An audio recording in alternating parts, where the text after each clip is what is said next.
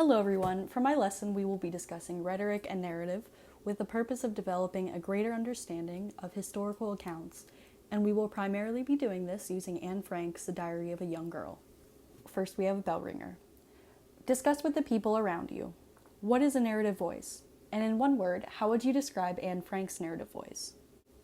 In a formal classroom setting, I would have the students informally discuss with their peers the answers for about 4 to 5 minutes and then ask for students to volunteer what they think.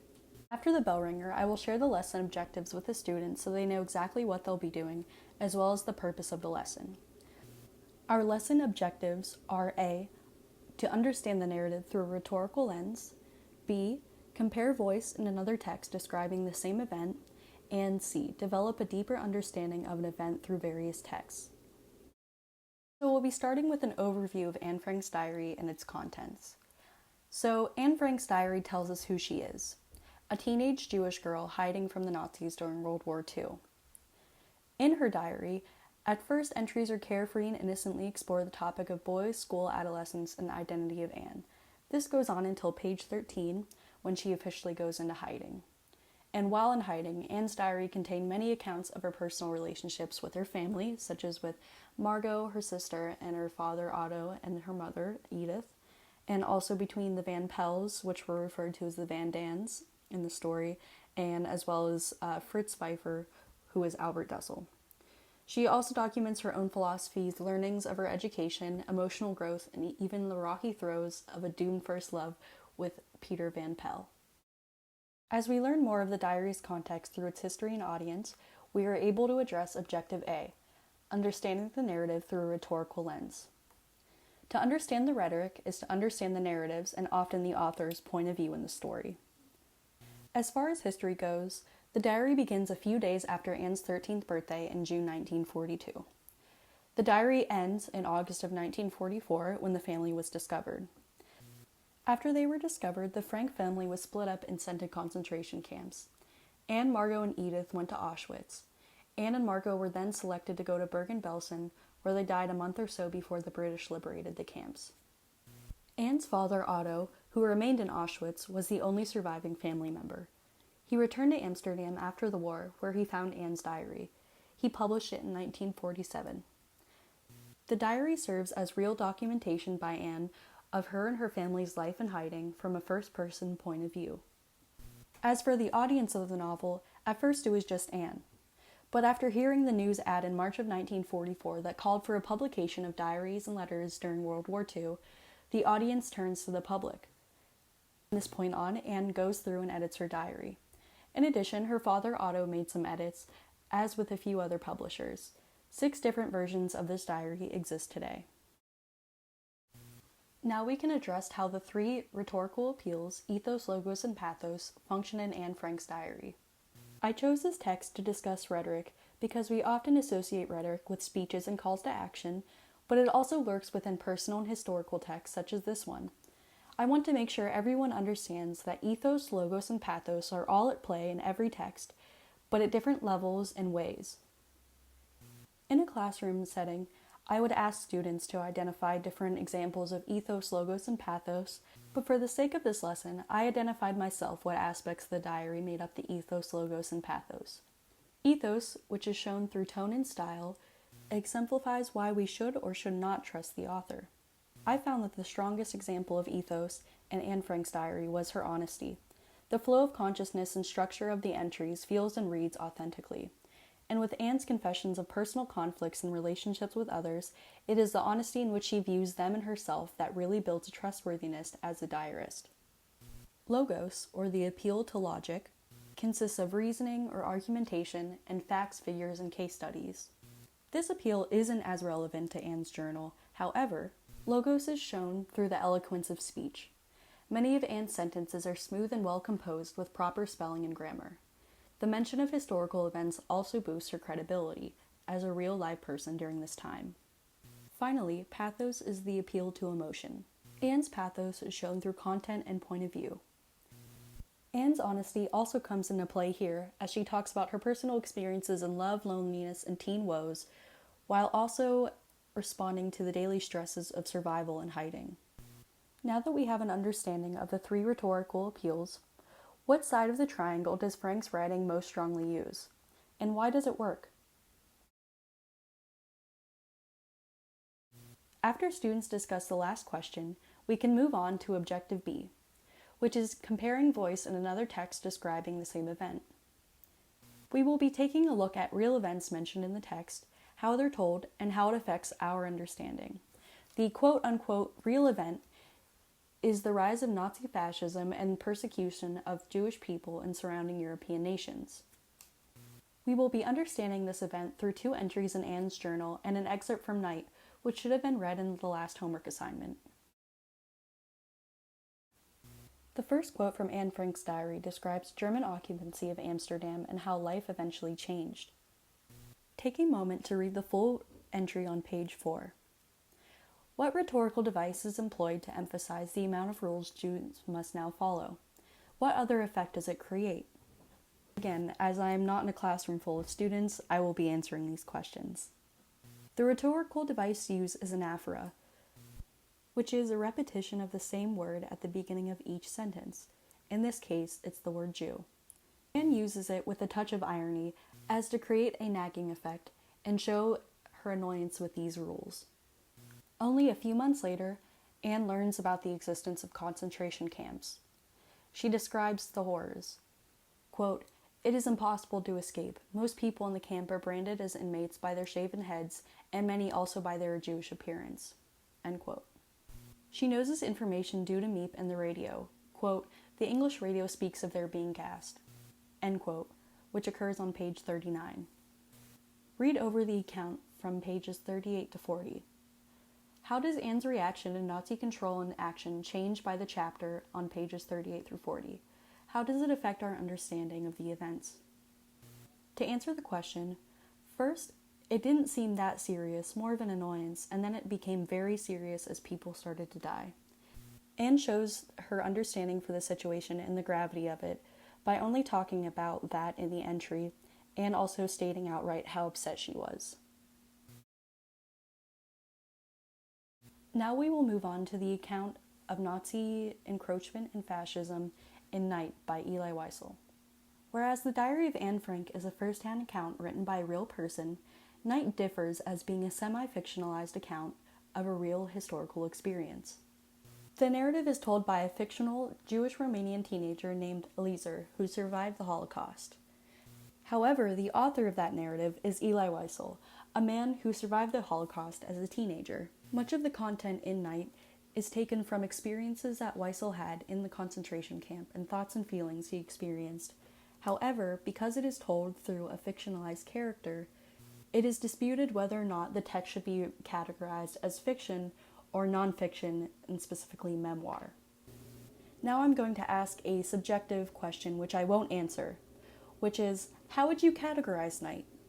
As fiction or nonfiction?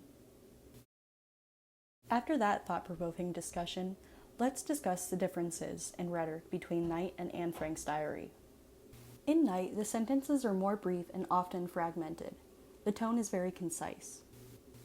This can be interpreted as showing the worry and anxiety displayed by the narrator as the Nazis move in. This differs in Frank's diary, where she has more time to be eloquent, and the anxiety of being found doesn't happen for a long time. The next difference has to do with dating, and I don't mean the relationship kind. In Night, specific dates are lost due to not having a way to keep track of time. We get some markers, such as the week before Passover. However, this narrative is told from memory, and therefore it's harder to identify when exactly things took place. In Anne Frank's diary, all the entries are numbered and dated. Again, this is because Anne had time to write down events as they occurred and keep them organized in the diary format. The last difference we will be looking at is the perspectives of the two narrators in each story. In Night, the narrator is Eliezer, a 14-year-old boy, and the story takes place before and during his time in a concentration camp. Anne Frank is a 14-year-old girl, and she's writing this before she went to a concentration camp. Night's story quite matches the dark implication of its title, while Anne's diary is more lighthearted and even inspiring at times. Now we should take some time to think about the above differences. Label each difference as supporting the author's pathos, ethos, or logos. After you're done with that, think about the strengths and weaknesses of each text's rhetoric. Prepare to discuss your findings with the class. Now we're at Objective C, which is developing a deeper understanding of an event using historical documentation. As Anne Frank's and Eli Wiesel's accounts gave us greater insight to the ease of which Nazis invaded their homes and began persecuting their people, it makes one wonder how the Nazis got away with this. Well, as it turns out, the world didn't even know about the creation of concentration camps until December 1942, when members of the United Nations made a joint declaration condemning the use of them. Before we get there, let's recap the spread of Nazi fascism and the persecution of Jewish people. The first stage of this began in the 1930s with the political targeting and discrimination against Jews in Germany. Once in power, Hitler and the Nazis waged war on the Jews. The Nazis pumped propaganda out in order to hide their genocide. Of course, news of this hatred spread to neighboring countries. However, many people did not believe that it was happening. Many shrugged off what was happening in Germany until the Germans invaded their country and created ghettos and concentration camps for the Jews to go to. This is explicitly shown in the beginning of Night. Finally, in Stage 3, persecution and identification of Jewish and non-Aryan peoples was mandated by Nazi troops, and their propaganda succeeded in spreading the hatred across Europe. Jews in the ghettos were then transferred to various labor and concentration camps. This is when the unimaginable becomes reality. Mass execution and genocide seemed impossible at this time. As shown through Wiesel's character Moish the Beetle, who is the sole survivor of a mass execution, people simply could not believe what was happening. As stated by Yitzhak Zuckerman, a Warsaw leader of the Jewish resistance, quote, "Common sense could not understand that it was possible to exterminate tens and hundreds and thousands of Jews," unquote. The world came to know about these atrocities thanks to the UN in 1942. However, this news took some time to reach further European states, especially those under Nazi occupation, as the information was controlled and they were inundated with propaganda. One of the ways information was spread was through the radio. However, countries under Nazi occupation required that you listen to their radio, and anyone found listening to the Allied radio could face severe punishment and penalties. This makes sense as to why Anne had this information just 2 months before the declaration in 1942, because she was able to access the Allied radio. However, it was likely that Romanians had access to the radio and did know of the atrocities. They likely didn't believe the same fate awaited them because it was already 1944 and the Germans weren't doing super well in the war. Also, Romania was a ways away from Germany. To wrap up, in both Frank and Wiesel's accounts, we see casual persecution evolve into genocide in the matter of weeks for countries invaded by Nazi Germany in World War II. On the other side, the slow comprehensions in these accounts shows how well Nazi propaganda and restricting of information hid the truth from both the Germans and the rest of Europe/the world, making them all the more susceptible to invasion. Again, looking at the quote by Anne Frank on page 4, she says, quote, "So we could not do this, and were forbidden to do that. But life went on in spite of it all. Joby used to say to me, quote, 'You're scared to do anything because it may be forbidden,' end quote. Our freedom was strictly limited, yet things were still bearable," end quote. So, in what ways did life go on and also stop for Jews during the rise of the Nazi regime? Well, the life that they once had and knew stopped and could no longer go on, and a new life of survival in the cruelest conditions possible started. This answer is quite simple, but really I want to know the perspective of my students. And with that, the lesson has come to a close. Let's review some key questions to define rhetorical purposes of the text. These questions are especially handy to know whenever reading any information or text. The first question is, where and how did the narrator get the information? The second question, how was the event told? And finally, the third question, what was the purpose of telling it that way?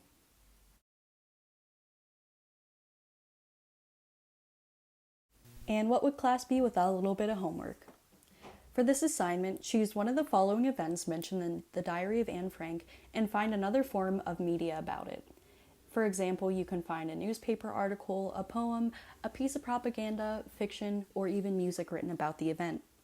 In this case, I would like you to look at the food cycles event, which occurs on pages 195 and 196, or the event of D-Day, which occurs on pages 244 to 245. After reading the passages, answer the following questions. How are the narrative voices similar or different? How do the differences affect your understanding of the event? Which rhetorical appeal is used to the text strength? Rhetorical appeal is used to the text strength.